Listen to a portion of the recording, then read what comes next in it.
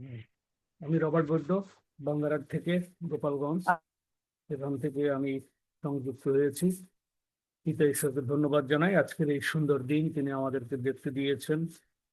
যারা আজকের এই উপাসনার আয়োজনে ছিলেন সকলকে কৃতজ্ঞতা জানাই, ধন্যবাদ জানাই। এই জুমের জন্য আমরা ঈশ্বরের প্রশংসা করি, যেখানে আমরা প্রভুর বাক্য আলোচনা করতে পারি এবং আমরা প্রভুর বিষয় শিক্ষা দান করতে পারি। প্রতিনিয়ত আমরা নতুন নতুন বিষয় শিখছি। এটি ঈশ্বরের আশীর্বাদ এবং প্রতি প্রভাতে তার দয়া ও করুণা আমাদের প্রতি বর্ষিত হয়। আসুন আমরা আজকের আলোচনায় যাই। আমি আজকে একটি ভিন্নভাবে কিছু সাধারণ বিষয় নিয়ে আলোচনা করতে চাই। প্রভু আমাদের মধ্যে দিয়ে আশীর্বাদ করেন। আমি 2 করিন্থীয়তে যেতে চাই। 2 করিন্থীয় 4 অধ্যায় 16 পদ থেকে। তারপরে আরো কিছু কিছু বাক্য নিয়ে সংক্ষিপ্ত ভাবে আলাপ করতে চাই। আর 2 করিন্থীয় 4 অধ্যায় 16 পদে আমরা দেখি কি সুন্দর একটি কথা লেখা আছে। এই জন্য আমরা নিরুৎসাহ হই না, কিন্তু আমাদের বাহ্যিক মনুষ্য যদ্যপি ক্ষীণ হইতেছে,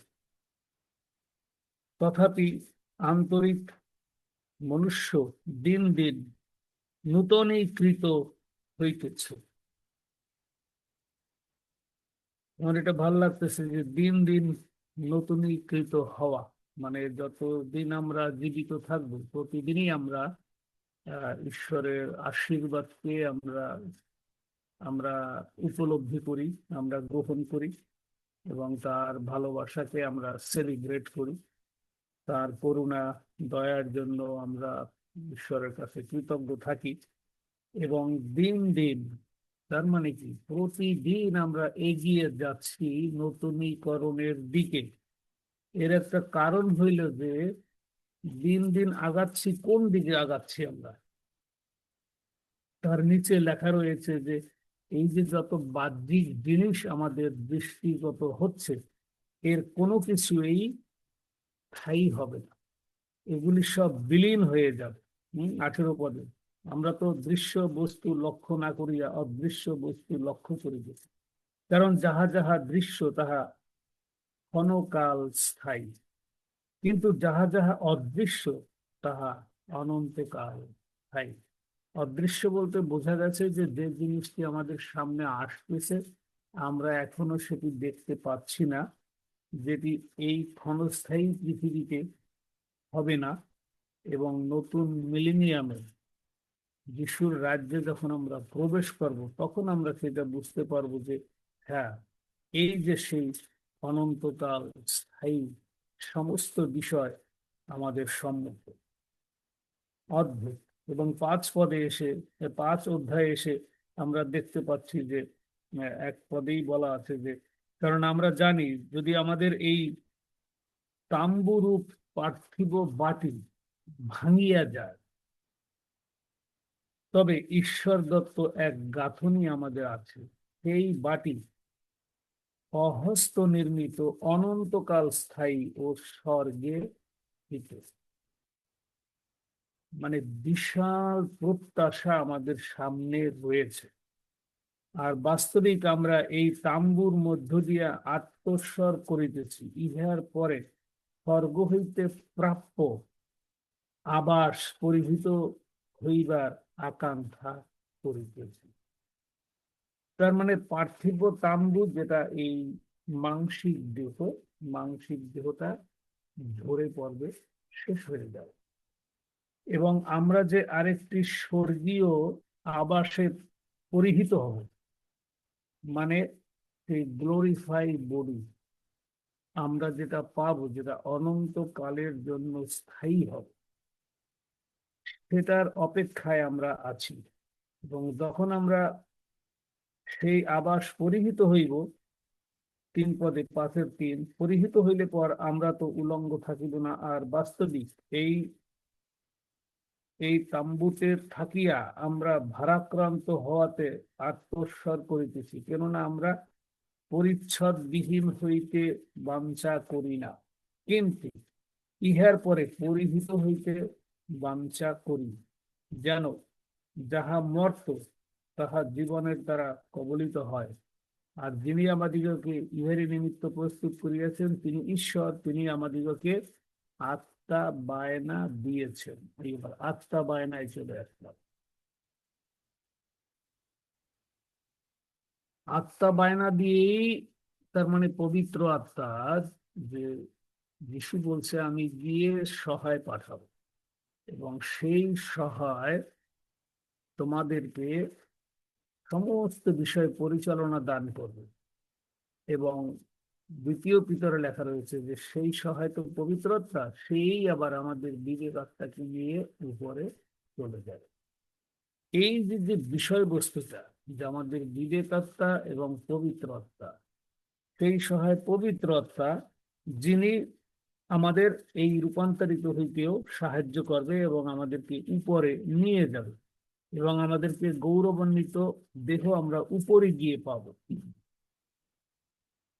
তার মানে রাপ্চারের সময় এই ঘটনাটা সংঘটিত হবে যে আমরা আর উলঙ্গ থাকিব না এবং আমরা সেই স্বর্গীয় দেহ পরিহিত হব। হম এবং এই যে আশ্বাস বাণী এবং প্রত্যাশা দৃঢ়রূপে এখানে দেওয়া হয়েছে। এই জন্য 5:17 পদে যেটা আমরা সবসময় বলে থাকি যে ফলত কেহ যদি খ্রিস্টে থাকে তবে নতুন সৃষ্টি হইল। নতুন সৃষ্টি হইল, পুরাতন বিষয়গুলি অতীত হইয়াছে, দেখো সেইগুলি নূতন হইয়া উঠিয়াছে, আর সকলই ঈশ্বর হইতে হইয়াছে।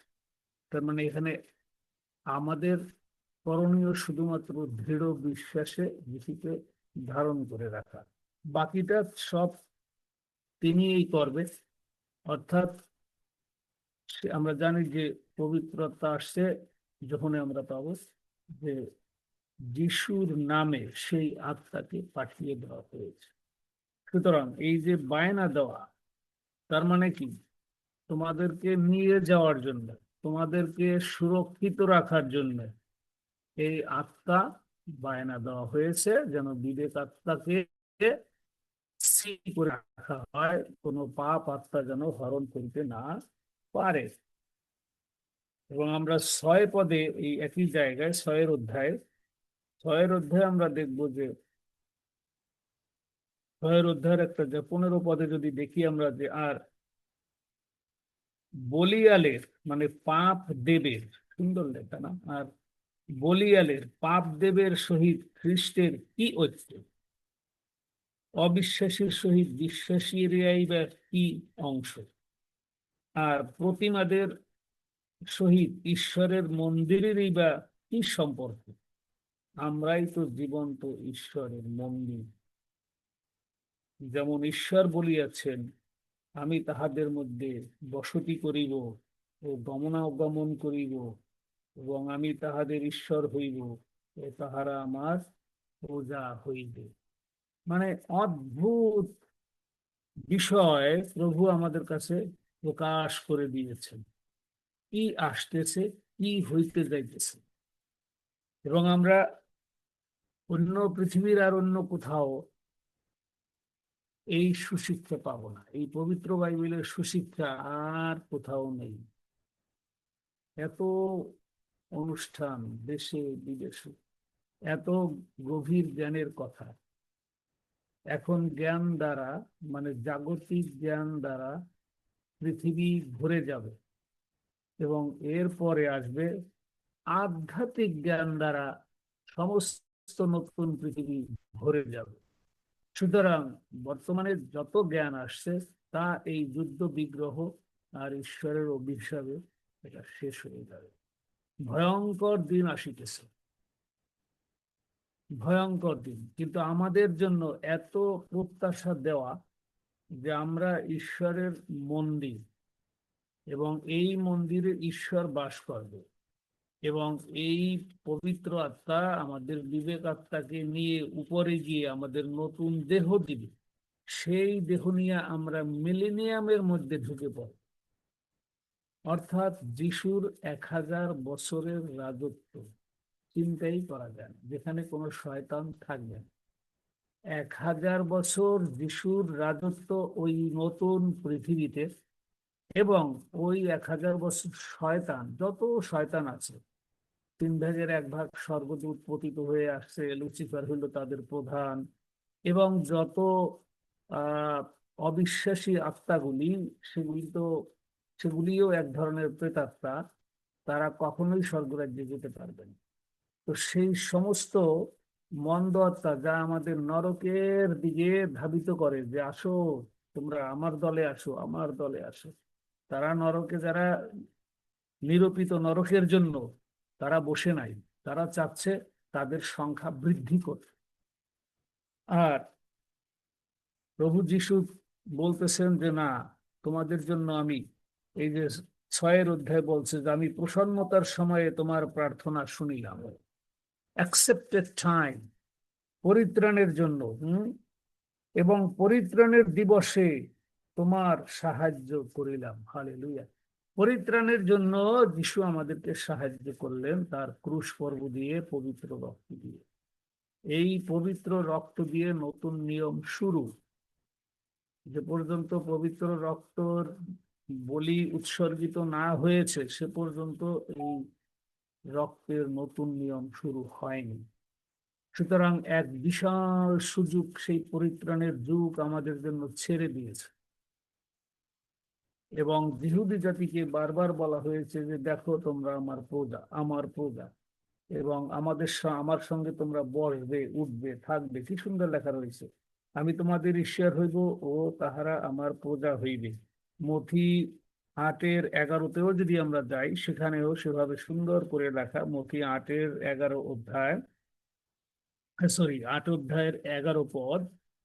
আর আমি তোমাদিগকে বলিতেছি, অনেকে পূর্ব ও পশ্চিম হইতে আসিবে এবং আব্রাহাম, ইসহাক ও যাকোবের সহিত স্বর্গরাজ্যে একত্রে বসিবে। হুম, বিশাল ব্যাপার।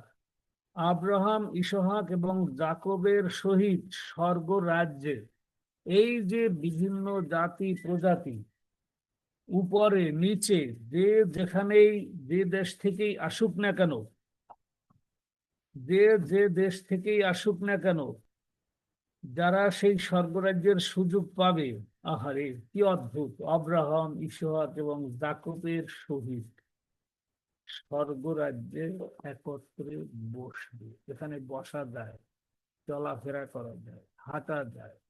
সেটি একটি স্থান, স্থান কাল, স্বর্গরাজ্য একটি স্থান, যেটি আমরা জানি যে মিলেনিয়ামের সময়ে আমরা যিশুকে দেখতে পাবো, তার রাজত্ব, তার সমস্ত কিছু। এবং এই 1000 বছর, এই মিলেনিয়ামের বছরের পরে গিয়ে একটা বিচার পর্ব আছে, সেটা বিশ্বাসীরা পুরস্কৃত হবে আর অবিশ্বাসীরা নরকে ঢুকবে। তারপরেই অনন্তকাল শুরু। এই হলো ঈশ্বরের টাইম লাইন। তারপরে কি আছে আমরা জানি। এই পর্যন্ত আমাদের বলা হয়েছে যে সেই স্বর্গরাজ্যে গিয়ে তোমরা বসতে পারবে, ঈশ্বরের, যিশুর শ্রীমুখ তোমরা দেখতে পাবে। এখন প্রেরিত পৌল এখানে এসে বলছে যে এই 6 অধ্যায় 2 করিন্থীয়তে, যে দেখো ওই 4 পদ থেকে যে যত রকমের কষ্ট আছে সব আমরা পার করে আসছি। অনিদ্রা, অনাহার, তিরস্কার, তারপরে হিংসায়, পরশ্রীকাতরতায়, যাতনায়, কত ভাবে সবগুলি এখানে সুন্দর করে লেখা, যে এত কষ্টের পরও আমরা সেই অপেক্ষায় আছি। এবং এই 6 অধ্যায় প্রথম পদেই বলছে, আর তাহার সঙ্গে কার্য করিতে করিতে আমরা নিবেদনও করিতেছি, তোমরা ঈশ্বরের অনুগ্রহ বৃথা গ্রহণ করিও না। প্রেরিত পৌল বলছে যে দেখো, এই যে পরিত্রাণ, এ বিশাল বিষয়, এটাকে অবজ্ঞা করো না, তুচ্ছ করো না। এরপরে আমরা যে স্বর্গীয় রাজ্যে যাব, যেখানে যাকবের সঙ্গে এবং সেই অব্রাহামের সঙ্গে আমরা বসার সুযোগ পাব, এই রাজ্যের লোকরা সেই সুযোগ পাবে না। রাজ্যের লোকরা সেই সুযোগ পাবে না। কি বলা আছে ওই যে মথি 8 অধ্যায়, যে তোমরা তোমরা স্বর্গরাজ্যে একত্রে বসিবে, কিন্তু রাজ্যের সন্তান দিগকে, যারা আজকে অ্যান্টিখ্রাইস্টের দলে চলে গেছে, পৃথিবীকে অশান্ত করে তুলছে, তারাই রাজ্যের সন্তান। যারা ইকোনমিক্যালি পৃথিবী অল্প কয়েকজন লোক সারা পৃথিবীতে তারা চাইছে যে ধনী হয়ে তারা এই সমস্ত পৃথিবী তারা চালাবে, সেই সমস্ত লোক এই রাজ্যের সন্তানদিগকে বাহিরের অন্ধকারে ফেলিয়া দেওয়া যাইবে, সেই স্থানে রোদন ও দন্ত ভর্ষণ। এই হলো নরক যাতনা। আর পূর্বেই বলা হয়েছে যে স্বর্গরাজ্যে আমরা একত্রে বসতে পারবো। যারা না বসতে পারলো তাদের জন্য একদম নিরূপিত সেই নরক যাতনা অপেক্ষা করবে। এখন পৃথিবী প্রচন্ড অশান্ত, কারো সময় নাই এই বাইবেল থেকে এইগুলি সুন্দর করে ব্যাখ্যা করে ছোট ছোট দলে এগুলি আলোচনা করা, শোনা, সেই সময় মানুষের নাই। এখন চলছে জাগতিক ধর্মযুদ্ধ আর জাগতিক অর্থনৈতিক যুদ্ধ, দেশ দখলের যুদ্ধ। এবং এই যে কি ভয়ানক অবস্থা পৃথিবীর হতে যাচ্ছে, শুধুমাত্র গাজা এবং ইউক্রেন এই দুইটাই বন্ধ হবে না। এই যুদ্ধ কোথায় নিয়ে যাবে, কত মানুষকে এইখানে ওই রোহিঙ্গাদের মতন, মানে কি বলা যায় ওটাকে, অভিবাসী করবে, মানে অন্য দেশে যাদের বাস করতে হবে, নিজের দেশ ভূমি ফেলে, সেই সমস্ত লোকদের ছেলে মেয়েদের লেখাপড়া শেষ, তাদের ভবিষ্যৎ নাই। তারা রিফিউজি হিসাবে বিভিন্ন দেশে আশ্রয় নিতে গেলে পরে সেই দেশগুলিও বিশাল একটা সমস্যার মধ্যে পড়বে। এখন ভয়ঙ্কর দিন আসিতেছে সামনে, কোনো সময় আর এই সুন্দর সেই আরামদায়ক দিনগুলি আর আসবে না। কারণ আমরা এখন শেষ মণ্ডলীর যুগে রয়েছি এবং ভয়ঙ্কর দিনে আমরা রয়েছি। এবং 6 পদেই আমাদের এই জন্য বলা হয়েছে যে দেখো, আমাদের সেই বাংলায় বলছে বলিয়ালের সহিত খ্রিস্টের কোনো ঐক্য নাই। বলিয়ালের যে গ্রুপ, মানে বিলায়েল, এটা একটা পাপাত্মার নাম, এটা মহা বড় শয়তানের নাম। এখানে উল্লেখ করে দিয়েছে এক কথায় যে শয়তানের সঙ্গে এই অ্যান্টিখ্রাইস্ট গ্রুপের সঙ্গে আমাদের কোনো সম্পর্ক নাই। আমাদের সাথে সেটি তাদের সাথে সেপারেশন, বাট নট আইসোলেশন। এই জন্য তো যেহেতু বিশ্বাসীরা ঈশ্বরেরই মন্দির, এই জন্য আমাদের ভালো করে উপলব্ধি করা উচিত, যারা খ্রিস্টকে প্রকৃতভাবে বিশ্বাস করেছে, ফলত কেহ যদি খ্রিস্টে থাকে তবে নতুন সৃষ্টি হইল, তার মানে সে গ্লোরিফাই বডি পাবে নিশ্চিত 100%, তার কোনো মৃত্যু নেই। সুতরাং এই জাগতিক বিষয়গুলি নিয়ে যেন আমরা অতিরিক্ত কষ্ট না পাই, সেটিই এখানে বলা হয়েছে যে তোমরা সেই প্রত্যাশা নিয়ে থাকো, যখন তোমরা নতুন গৌরবান্বিত দেহ পাবে র্যাপচারের মধ্য দিয়ে, এবং যিশুর আগমনের সঙ্গে সঙ্গে তার সঙ্গে আবার ফিরে আসতে পারবে, এবং এর মধ্যে 7 বছরের যাতনা শেষ হয়ে যাবে এবং তোমরা মিলেনিয়ামের মধ্যে ঢুকতে পারবে। আমাদের একটি মাত্র প্রত্যাশা, আমরা সেইখানে যাব। আমাদের এই পার্থিব জীবনের কোনো কিছু বিন্দু মাত্র কোনো মূল্য নেই, এগুলি 100% ক্ষণস্থায়ী। আমরা যদিও টেকনোলজি নিয়ে খুব গর্ব করি, কিন্তু এই টেকনোলজি টোটালি ভ্যানিশ হয়ে যাবে, থাকবে না। এবং সম্পূর্ণ আধ্যাত্মিক জগতের মধ্যে আমরা ঢুকতে যাচ্ছি, এবং সময় খুবই কম সময়।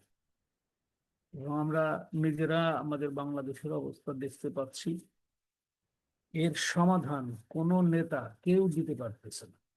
প্রতিদিন নেতা পরিবর্তন হচ্ছে, প্রতিদিন অন্তর্ঘাত হচ্ছে, প্রতিদিন অনেক কিলিং হচ্ছে, যে খবরগুলি আমরা পাচ্ছি। এবং সাংবাদিকরা খুব বিপদে থাকে, ওরা একটা সত্যি কথাও বলতে পারতেছে না। সুতরাং আর সেই সুন্দর জীবন, ফুরফুরে জীবনটা আসবে না। এর মধ্য দিয়েই আমাদেরকে আমাদের সময় পার করতে হবে।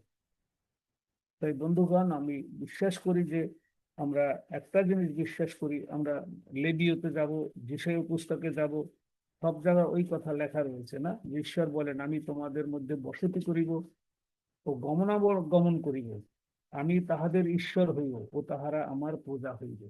পুরাতন নিয়ম থেকেই বলতে শুরু করছে, নতুন নিয়মে আইসা প্রেরিত পৌল সেগুলিকে স্মরণ করিয়ে দিয়ে বলতেছে যে আসল ঘটনা কি হবে। এবং প্রেরিত পৌল এই জন্য আমাদের অ্যাপোস্টল, আমাদের জন্য সে প্রেরিত, যেন পরজাগতির যে সংখ্যাটা পরিপূর্ণ হইতে হবে, তখন শেষ হবে সবকিছু, সেই সংখ্যা এখনো মানে শেষ হয় নাই, আরো কিছু বাকি আছে। এই জন্য প্রেরিত পৌলের মধ্য দিয়ে যিশু নিজে কতগুলি জিনিস, গুপ্ত বিষয়গুলি প্রকাশ করেছেন। এবং সমস্ত ঈশ্বরের নিগূঢ় তত্ত্ব ওই যে শেষে গিয়া তুরি তুরির যে আসবে উপর থেকে, 7 বছরের যাতনার 3.5 বছরের শেষের, 3.5 বছরের শেষের দিকে, হ্যাঁ, যে সেই তুরিবাদ্যর যে অভিশাপ, সেগুলি যখন শেষ হবে, তখনই এই যে সমস্ত নিগূঢ় তত্ত্ব যা আমরা এখনো বুঝতে পারতেছি না অথচ আসিতেছে, সেই নিগূঢ় তত্ত্ব টোটালি বলা হয়েছে শেষ হয়ে যায়। আর নিগূঢ় তত্ত্ব আমাদের আর জানার কোনো দরকার পড়বে না, এরপরে আর জানার দরকার পড়বে না। সুন্দর করে লেখা রয়েছে এই যে আর বিলম্ব হইবে না, প্রকাশিত বাক্য 10 অধ্যায়, 10 অধ্যায় কত পদে হতে পারে এটা, 6 পদে, 10 অধ্যায় 6 পদ। আর যিনি যুগ পর্যায়ের যুগে যুগে জীবন্ত, যিনি আকাশ ও তন্মধ্যস্থ বস্তু সকলের এবং পৃথিবী ও তন্মধ্যস্থ বস্তু সকলের এবং সমুদ্র ও তন্মধ্যস্থ বস্তু সকলের সৃষ্টি করিয়াছেন। বাবা, যে প্রকৃত ঈশ্বর এলোহিম, যিনি সৃষ্টিকর্তা, তাহার নামে এই শপথ করিলেন, অর্থাৎ সেই দূত যোহনকে জানিয়ে দিতেছে আর বিলম্ব হইবে না। কিন্তু সপ্তদূতের ধ্বনির দিন সমূহে যখন তিনি তুরি বাজাইতে উদ্যত হইবেন, তখন ঈশ্বরের নিগূঢ় তত্ত্ব সমাপ্ত হইবে। Very near. আর নিগূঢ় তত্ত্ব আমাদের জানার দরকার হবে না, আর বাইবেল স্টাডি করার আর সময় থাকবে না। Finish. This is the time. যত মানুষ পরিত্রাণ পাবে, হালেলুয়া, তারা যিশুর শ্রীমুখ দেখবে। এবং সেই মিলেনিয়ামের মধ্যে যদি না যেতে পারি, তাহলে এই জীবন বৃথা। এই জন্য প্রেরিত পৌল বলছে যে দেখো, দয়া করে অবহেলা করো না, মোটেও অবহেলা করো না। তোমরা তোমাদের ঈশ্বরের অনুগ্রহ তোমরা বৃথা বৃথা গ্রহণ করিতেছ, সেই রকম ভাবার কোনো কারণ নেই। 100-তে 100 ভাগ শিওর যে এই পৃথিবীর শেষ দশা অতি সন্নিকট। এখনো যারা পরিত্রাণ পায়নি, তাদের কাছে সেই একই মানে আহ্বান। যিশু দাঁড়িয়ে দাঁড়িয়ে আছেন এবং ডাকছেন, হৃদয় দুয়ার খুলে তাকে আমন্ত্রণ করেন। জাগতিক বিষয় নিয়ে কষ্ট পাওয়ার কোনো বিষয় নেই, কারণ প্রেরিত পৌল বলছে যে কত রকমের কষ্টের কথা আর তোমাদের বলবো রে ভাই, তোমরা আর কি কষ্ট পাইতেছো, তোমাদের থেকে অনেক অনেক কষ্ট পেয়েও আমি অপেক্ষায় আছি, যেন যিশুর সেই দয়া লাভ করে তার শ্রেণীর দর্শন করতে পারে। সুতরাং বন্ধুগণ, আমি আজকে আর বেশি বলতে চাচ্ছি না। এখন এই এই স্বর্গীয় বাণী 100% যে বিশ্বাস করবে, ধন্য সেই, ঈশ্বর তাকে আশীর্বাদ করবেন। এবং এই জন্য প্রেরিত পৌল বলছে 17:10-11-তে যে দেখো, প্রতিদিন তোমরা শাস্ত্র পরীক্ষা কর। এখানে যা লেখা আছে সমস্ত কিছু মানে একটি একটি একটি একটি করে বাস্তবতায় রূপ নেবে, এবং আস্তে আস্তে ঈশ্বরের টাইম লাইন এই পৃথিবীর জন্য আস্তে আস্তে ধীরে ধীরে শেষ হয়ে যাবে। সুতরাং আসুন বন্ধুগণ, আমরা শাস্ত্র অনুসন্ধান করি, এবং কে কে আমরা স্বর্গরাজ্যে যাইতে পারি না? যিশু বলছে, আমি বাসস্থান তৈরি করতে চাইছি। সেই বাসস্থান ইংলিশে লেখা রয়েছে কি? ম্যানশনস, অর্থাৎ রাজপুরী, রাজার গৃহ সেখানে তৈরি আমাদের জন্য। এবং প্রত্যেকে স্থান পাবে, প্রত্যেকের জন্য আলাদা চেম্বার আছে, সবাই সবাইকে চিনতে পারবে, দেখতে পারবে। আনবিলিভেবল! এই দৃশ্যমান বস্তুটা শেষ হয়ে যাবে, কারণ এটা ক্ষয়নীয়, এবং অনন্তকালের সেই পবিত্রতার জগতের মধ্যে আমরা সমস্ত কিছু দেখতে পাবো, যা কোনোদিনও শেষ হবে না। অনন্তকাল স্থায়ী, চিরজীবী, চিন্তাই করা যায়। প্রভু আমাদের সকলকে আশীর্বাদ করুন। আমরা যেন, যিশু আমাদের পিতা হইবে না, কি লেখা রয়েছে? তোমাদের পিতা হইব ও তোমরা আমার পুত্র কন্যা হইবে। প্রতিজ্ঞা, ঈশ্বরের প্রতিজ্ঞা, যিশুর প্রতিজ্ঞা। যিশুই ঈশ্বর। Hallelujah. Praise the Lord. God bless you all. Amen. Amen. Amen. Amen. স্বর্গস্থ পিতাকে ধন্যবাদ দেই যে আজকে পবিত্র